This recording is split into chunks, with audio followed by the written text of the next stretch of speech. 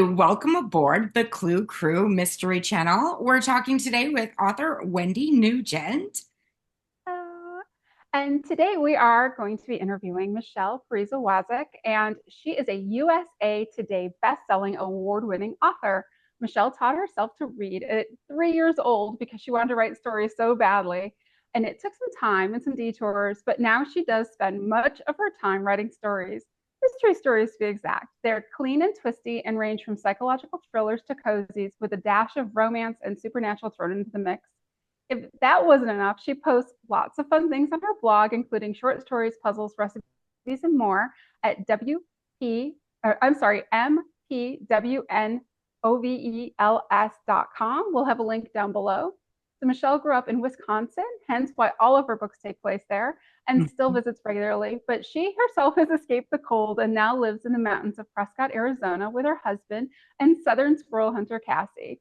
When she's not writing, she's usually reading, hanging out with her dog, or watching the Food Network and imagining she's an awesome cook. Spoiler alert, she's not.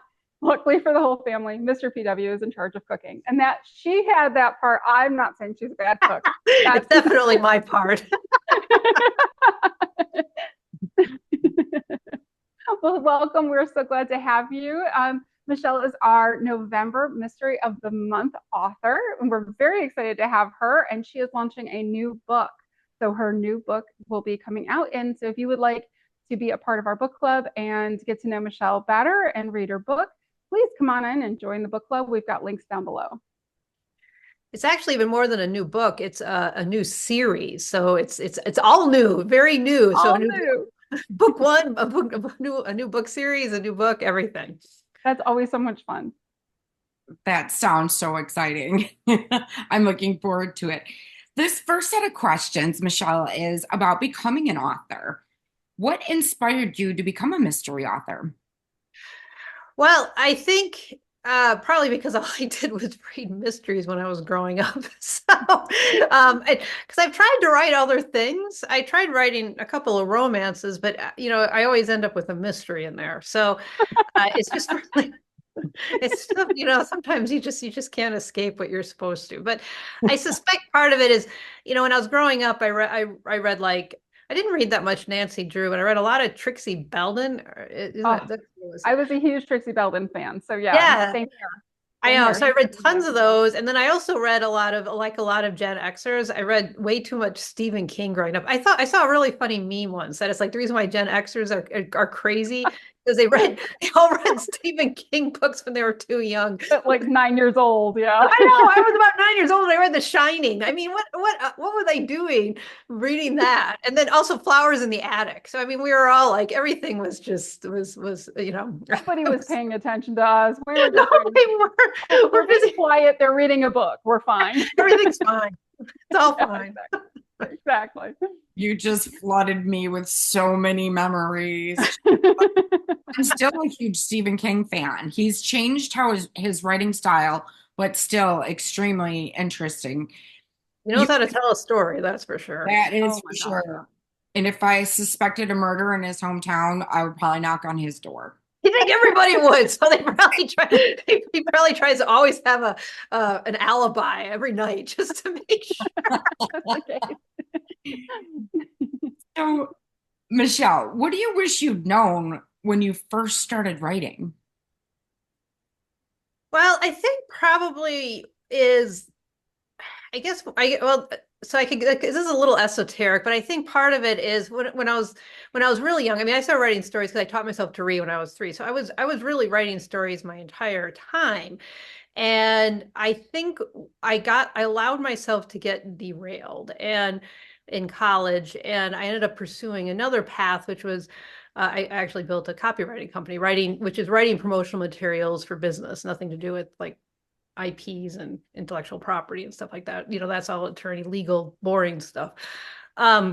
So and part of it was because I convinced myself in high school I needed to do something. And to be fair, this was mostly true because we didn't, Amazon wasn't around back then, but that I needed to do something to make money while I wrote books and tried to do, become traditionally published. So while I was headed in the right direction, I got too derailed on the making money with the business side, and everything just kind of, I completely just got off the path. So if I was doing it now, I think I would actually like not give myself that path. I think I would probably do something more along the lines of like waitress or bartend, something, just take something like that.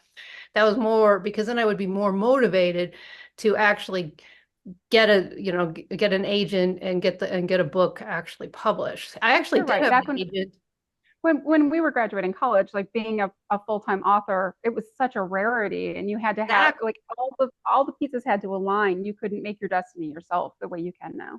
Right. And so, so this is it's so much better to be an author now. But Yeah. I think because of that, I closed down too many doors. So it took me too long to get into it. Like I had two finished books by the early 2000s.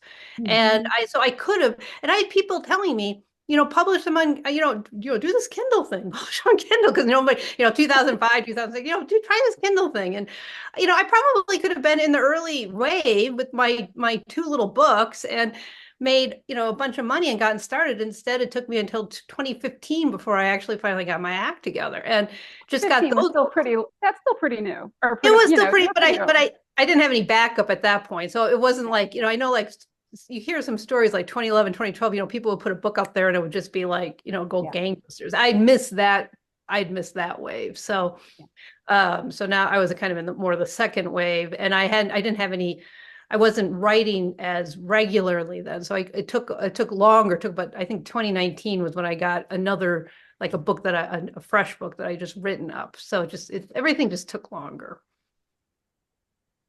We also get into the comfort, we our electricity and our vacations. I know. And so that's the thing. And I guess it just depends on how much you want it. And I did want it, but I gave myself too many outs. So I think I would be a little more firm. I with myself and a little less allowed myself to accept my own excuses. So for not getting things done. But that's all neither here nor there. I mean, you have to, everyone's life is different, and you have to, so no, if somebody's watching this and they're kind of in that struggling to be an author, don't take this as, it's just for me, knowing myself, I allowed my excuses to sabotage me more than I should have. Well, and you should be super proud that you'd written two books that you hadn't even, I mean, that's an incredible accomplishment because it's not easy to write a book. And so to have done that, that's really, that's something Yeah, you're that's super true proud of. too. I did have, they didn't Yeah. go anywhere, but I actually got them printed out at Kinko's, and I had them. So, I had these, so this big, because they're huge. I mean, these are like 100,000 word books. So, and I had them coil bound. And so this is what, so, and in fact, one of them was two volumes. And so, because my friends Oh, wanted wow. to read it, so I was handing them these. That's awesome. That's awesome. Michelle, what's your favorite part about being an author? So I do love, the whole idea of coming up with the stories and the ideas and things like that and the characters. That's always been, if I wasn't, well, I am, if I wasn't driven to write my own stories, I would definitely be a whale reader. So, I'd be one of those people that I can't read a book a day, but I would be reading a book a day if I wasn't also trying to write my own stuff. So I think that idea of just living in another, with other in your character's skin in another world, that kind of thing. Yeah. Do you do you outline plots or are you a discovery writer? So I'm mostly a discovery writer, but I say that I think there is a what's the word? It's not, it's, I mean, I don't, I mean, I think I can't think Kind of of the a word. spectrum. Yeah, it's kind of a Yes, spectrum of how much you outline. exactly, because I did actually think I was an outliner for a long time until I actually saw some people who were outliners. I saw their outlines and I went, "Oh my gosh, it's like practically a book." So I realized I mean, because somebody actually posted one of their outlines and I was just like, "Oh my gosh." And so I write rough notes. So I do have to outline something. So I have to actually think it through, and I do plot it out, and I write notes. But the thing is, there's a lot that needs to be discovered as I write. So I don't have these plots like, these two people are sitting in the garden. They talk, he says this, she says that, he picks this up. I mean, they were that detailed. And when I read that, I thought, well, why are you bothering writing the book? I mean, you already know what the plot's basically, you had the book done. So I didn't say that. It was in a Facebook group. I was like, I think it was in one of our author Facebook groups, 20 books, and somebody actually posted that. And that was my thought, but I didn't say it. So you did the grown up thing and kept scrolling. Yes, I didn't keep scrolling. I read the comments. I just didn't feel the need to like chime in and say, why are you even bothering writing the books? Michele, do you get writer's block? And if you do, how do you overcome it? I do, but it's usually because I haven't allowed myself to think things through. So it's usually like I get stuck on a plot point. And so when things are working best is when I give myself time during either the day before or the day of to actually kind of think about what I'm supposed to be writing. Mm-hmm. If I don't give myself that time to kind of think about it and mull about it, it's harder because then I end up using that thinking time when I'm writing, and then I get and then I tend to get stuck. So I have to be a little bit more, I have to like build in, and that's the thing, it feels like you're wasting time. I have to build in, but I have to build in that kind of mulling time every day. And if I'm really stuck on something, then a hot bath always helps. So oh, that's good. I miss having a bathtub. I know, I really do like having a bathtub. I moved to Florida and we have a shower, so not the same. Not the same. Not the same. How do you stay motivated during long writing projects? So, I don't know. I mean, I guess that's a good question. I guess it's just trying to like look into the next scene that you're really excited to write. So I guess that's what I don't really have any trouble motivating. I just need to make sure that there's like exciting scenes and not too many scenes that, those kind of bridging transition scenes, so I think that's the big, you need them, because a book has its own rhythm, but I like to make sure you have enough of those really, those scenes that you can't wait to write, because that really helps. What's your first draft look like compared to the finished product? In the beginning, it was a lot messier, but I have to say, like, the book you just read, the book that's on for the mysterious case of the missing motive. That was actually pretty clean, I would say. Like, I got it back from my editor, and I read it too, and I was surprised. Usually, editing, especially the first draft, is like the thing I hate the most, because I spend the whole time going, why do I think I'm an author? I suck. This is horrible. So it's always very painful. But recently, like this year, now this is like book. Well, it's book like 20. It depends on if you're counting novellas or not. It's either 21 or 24. So, which is still, I mean, I think we both know authors who have like 50, 60, 100, 200 books out there. But it's finally getting to the point where it's pretty clean. I mean, that's the one thing about almost like being a discovery writer. Once you can get down to it, I feel like it can get a lot cleaner, which is actually, I say that, but I think a lot of my plotting friends think it's the exact opposite. But I mean, it takes me longer to, I think, write the first draft. I think that's what it is. It takes me longer to write, but it's cleaner when it is. So when I finally get done with it. Is that something you feel like has changed over the years? Has your process of writing changed?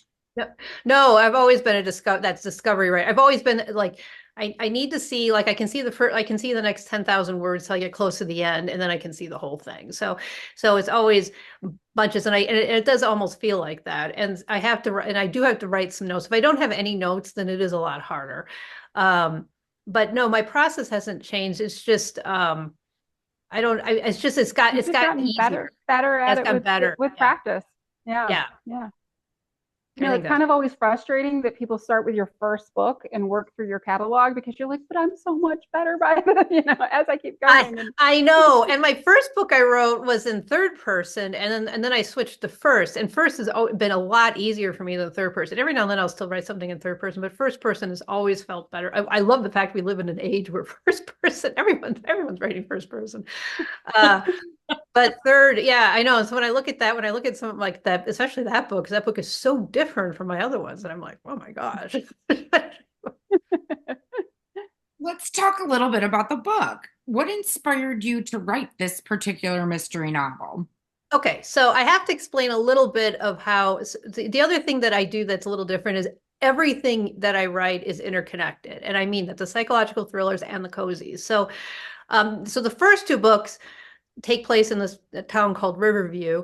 They are standalones. I have since kind of brought them into the fold so they're not all by themselves. But all my books either take place in Riverview or Redemption, and most of them take place in Redemption, Wisconsin. And it started with my psychological series, Secrets of Redemption.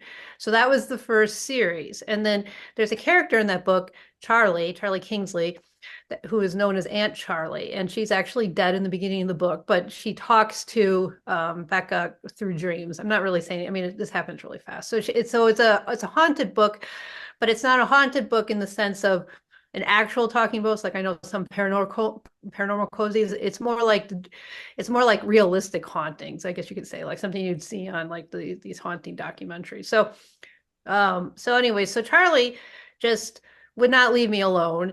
And, and she was bound and determined to have her own series. So I started writing. So a friend of mine she's actually a crime writer.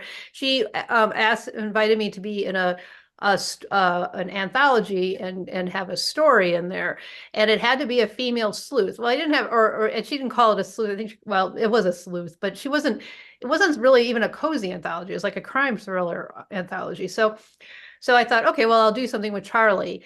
And Charlie, this took place in the 1990s. I had to have it take place in the 1990s because, like I said, she was dead in the other book. So I moved it to the 1990s, and I wrote this. And in the middle of writing it, I said to the person who was in there, I said, I think I'm writing a cozy mystery. And she said, is there a cat in it? Is it a small town? Is it quirky? And I went, it's all of that. So that launched this whole Charlie Kingsley mystery. So there's 7 books in the Charlie Kingsley mystery plus some novellas. So now while writing the Charlie Kingsley mystery, I ended up having a couple of characters in there. And so this is actually a spin-off of the Charlie Kingsley mystery series. So we have Secrets of Redemption, which is a psych thriller.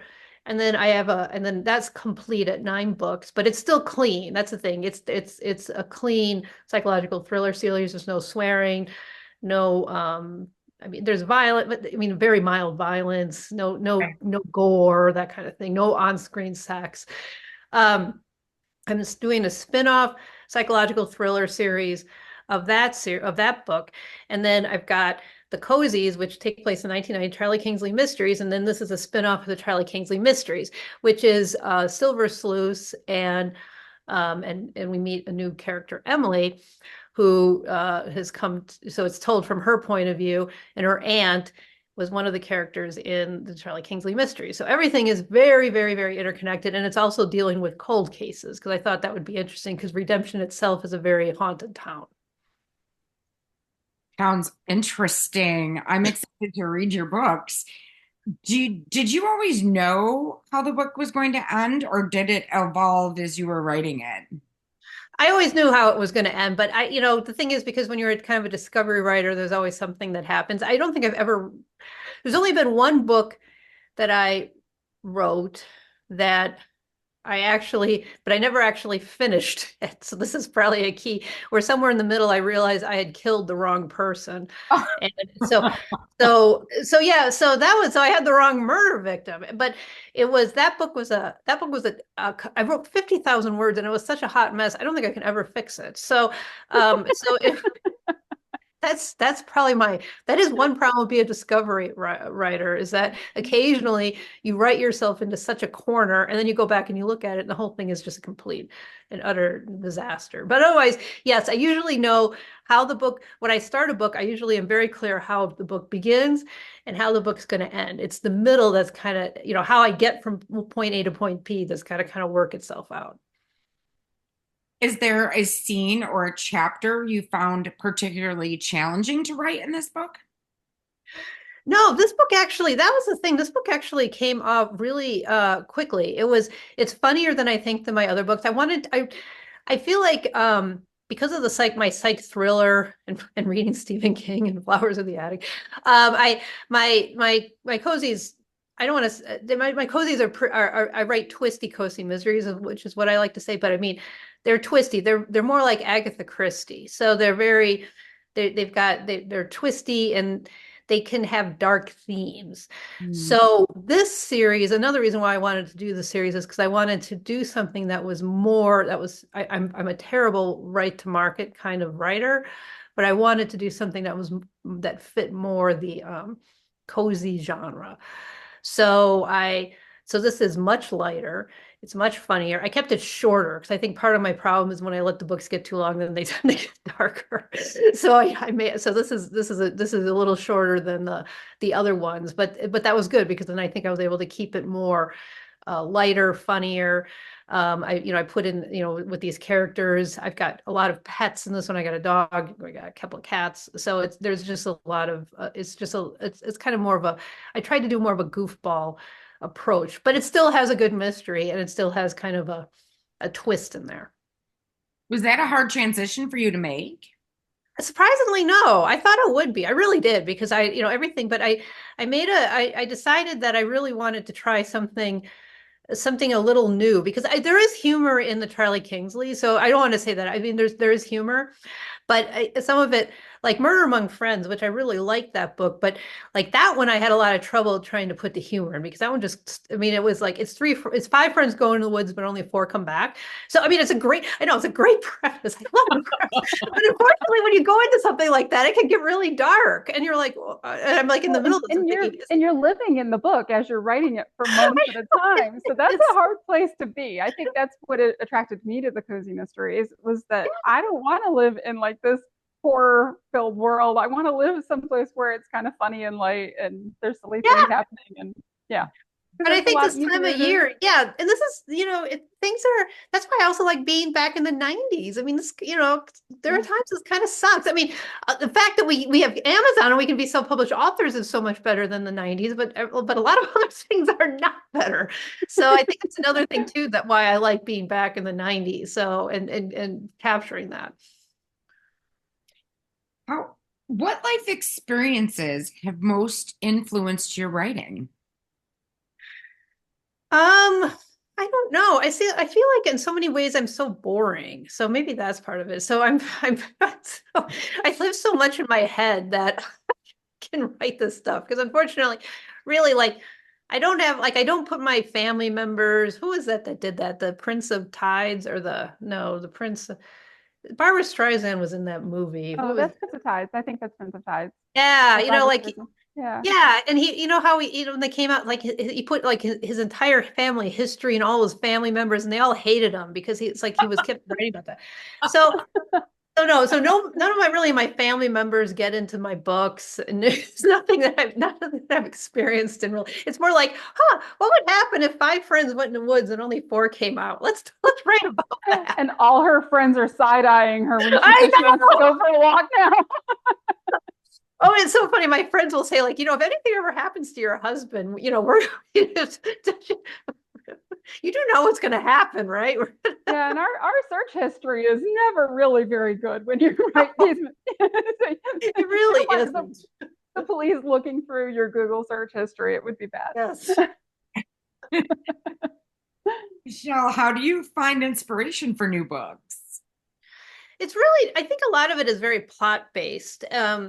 Because I think I really kind of start like, what would like this whole idea. I love locked door mysteries. So then it's like, well, what if I put this together, or what if somebody did this to this person? So it's almost like playing this what if game. Like, So what if this happened? Then what would happen? And then I try to I work it out in my head that way, kind of playing this what if game. So that's the part that's kind of interesting, like putting people, and that's when I get into the psych thriller part, because it's like going back and forth between I loved the puzzle solving part of the cozies, and the lighter when I don't when I get like, okay, I can't do the dark too much. But then with the dark stuff, it's mostly like, well, what if you put people in these really extraordinary situations? What would happen?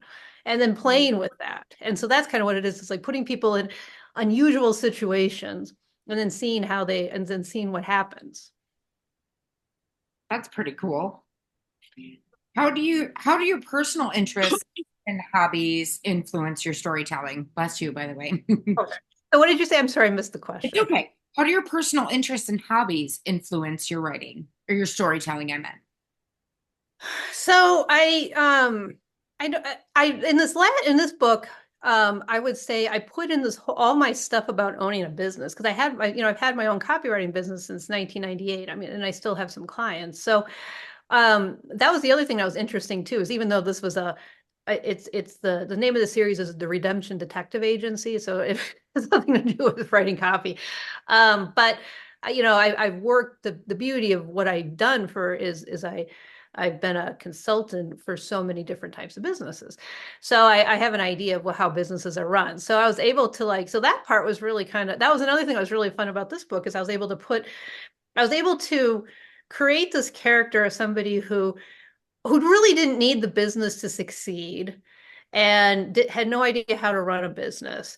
And I exaggerated it quite a bit because it was just funny. And then I put somebody in that did. So that's Emily, the main character. And then I had these, and so then I was able to create this clash behind this background of because I do like being an entrepreneur, and I do like the business side of it, which I know a lot of authors would never say, but I actually really do like the business marketing side. So that was actually kind of a lot of fun. To do. I didn't expect that with this book. Do you read the reviews of your books? I do in the beginning, just because I want to make sure I didn't completely miss the boat. So I don't. So after a while, I stop, but I will in the beginning of things, because I want to catch something. Like a good example is when I wrote book 6 of my Secrets of Redemption series. I read a review, and one of the reviews was saying, was talking about something that had happened earlier in the books, and it wasn't there in book 6, and she was right, and so I was able to kind of bring that back in book 7. So that's kind of what I do. And your readers are reading books 1 through 6 over the course of maybe a week, and or a month, and that's exactly part of it. Yeah, years I want to get to that. Yeah. So sometimes you miss plots, or you don't put a character back in, or you don't follow something. And I try to watch it really carefully, but it was interesting saying, I really missed this piece of this. And I was like, oh, and she's right in putting back in. And then sometimes it's really interesting because I do have some readers who really hate the books, but that's usually book 1. That's mostly my redemption series. But the thing is that it's always interesting, because that's the other thing, that dynamic where you have people that my books tend to inspire, either they hate it or they love it. So that's kind of where I'm going. So when I read the hating, and then I read the love, so it's interesting to see where that goes, but it doesn't get me. It did get me down in the beginning, but it doesn't get me down anymore. So now I'm just like, well, whatever. But I don't read it because then sometimes they're just not your reader. They're not my reader. Books. Yeah, and even if they need to go find somebody else that writes what they want them to. Exactly. Yeah. And part of it too is that sometimes I almost like, because if it does anything to me, it usually makes me just want to have a conversation with them. And it's like, well, why do I have to have a conversation with them? This is just their opinion. So I just, whatever people, so it is what it is. So yeah. Michele, how do you engage with your readers outside of your books? So they usually find me. I'm terrible on social media, but they find me and they message me. So I respond to them. And I do have a newsletter. And I do send out a newsletter once a week. And if people email back, I always try to email them. So it does come to me directly. So I do respond to emails and blog contents and that kind of thing. So MPW novels, that's a good place to start because that's got everything. Do fan theories ever influence your writing? Fan theories? Yeah. Oh, you mean like what they think is going on? Yeah. No, I not yet. I shouldn't say that. It hasn't happened to me yet. So, but that doesn't mean it doesn't, that doesn't mean it might not in the future. But like I talked about that one with book 6, you know, because of that, I added a dimension to the 6, 7, and 8 that hadn't been there before. So in that sense, yeah. So it wasn't really a theory. It was more like you know, a missing something, I guess. Yeah, pick up the pieces kind of a little bit. Have you ever included a reader's suggestion in your writing? I kind of like that. I get, not really. I mean, that would probably be the closest thing. I haven't really done anything like that either, but not to say that that wouldn't happen in the future. What's the most surprising response you've received from a reader? So, I think what really shocked me, the Secrets of Redemption series, it has a strong romantic component. So I have a lot of romantic readers read it, except it's different because there's so many like, you know, the archetype so much right now in the romance is kind of the sassy, strong, you know, strong woman character. Well, I didn't do that with her. And the thing is, like I said, I don't really write to market. I wasn't really looking at that. Mine is more the waif, the persona V, that kind of and so she's and her character arc is supposed to be where she allows other people to kind of control her. And then by the end of the 9 books, she's, you know, she's standing on her own 2 feet type of thing. I mean, that was the point. You know, I wanted to make that arc. The problem was when people read that first book, they got stuck. If that's why they either loved it or hated. So that's what I found so surprising because, you know, the people that hated that, they wanted, I guess, the smart, sassy, you know, take no prisoners. You know, they couldn't stand her, even though there's nothing wrong with that character. And what's interesting is that I think in the course of all that, you know, because because I got such a backlash, I'm sure a lot of authors don't write that character arc, but the readers want it. There are readers. I have readers who just absolutely adore this, and I think it's because they really aren't represented. So, like with this next series, I'm going to do the same thing because I feel like, well, I mean, there's nothing. I mean, it's a character development. There's nothing wrong with it. It's nothing wrong with starting off being, I mean, I guess weak, but it's more just like not really like allowing other people to sort of make choices for you, and then learning. A lot of us have gone through that in lives where we're not quite sure what we're doing, and we have people who guide us and put us to the next thing. So I think probably a lot of readers can relate to that because Yes, that's not an uncommon way to live your life as you grow up and you get stronger and learn from what's happened to you. So yeah, exactly. no, I think it makes a lot of sense. Yeah, and the thing is it got really big in the Audible, because it took off on Audible. Podium has my audiobooks, and that's where I was reading this, and it got to the point where the readers were arguing with each other in the reviews, and that's when I finally decided to just stop reading reviews. But how incredible that they were so passionate about what you wrote, that they had such opinions and they felt so strongly. I mean, honestly, it's not just obviously a book that they just read and put aside and moved on to the next one. You really impacted how they felt. That I know. Did that. So that's awesome. I think honestly that kind of controversy is really great. I mean, I'm sure there was frustration that there was some negativity, but you should honestly be really excited that people felt that way. Well, and actually, thank you. I kind of was at first. See, the thing is, before the arguing happened, when you first read it, you get the whole like slew of like, and then I'm like, oh my God. No, I'm not saying a bad review won't like knock me for a week. But I know, but that was so, you know, I kind of freaked out. But then when I saw the art, and that's when because you're right, I got to your place. It took a little bit because I didn't when you're in the middle of it. So that's hard. Yeah. Yeah, you Yeah, don't it's hard always when know it's that's you going through it. It's a lot easier when you see somebody else. right. And also I can tell the whole story. So when you're in the middle of it, you're like, what is going on here?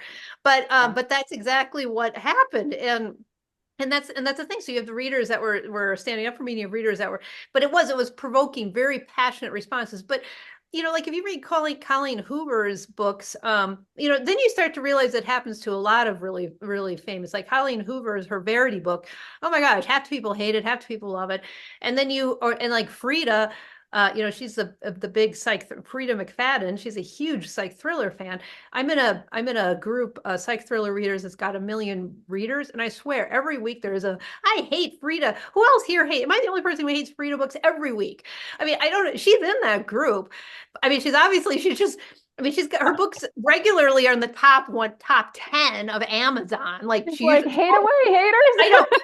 So she's like just like crying all the way to the bank. So I mean, obviously she's got, but she, you have to like, I think the hate that's on these readers, and you're just like, wow. No bad press, right? I know exactly. And then People you just who maybe you wouldn't have have to heard of just her be like, books, now they know about them, and they're like, "Well, I want to know if I hate it." I think that's what readers do, because at authors we freak out because we're like, oh my gosh, so these readers say they hate the character, that means everyone's going to hate it. That's actually not true. Readers don't think that way. Readers will think like, well, maybe I should see, because a lot of times readers are convinced that they have the exact opposite opinion than the review. So if they read a good review, they'll say, oh, I'll try because I like a good review. But then you also, because there's this whole bunch of readers like, I'm always the exact opposite. So if they read a bad review, then they think, well, this might be the exact opposite again. I'll give it a try. You know what I mean? So they have a very different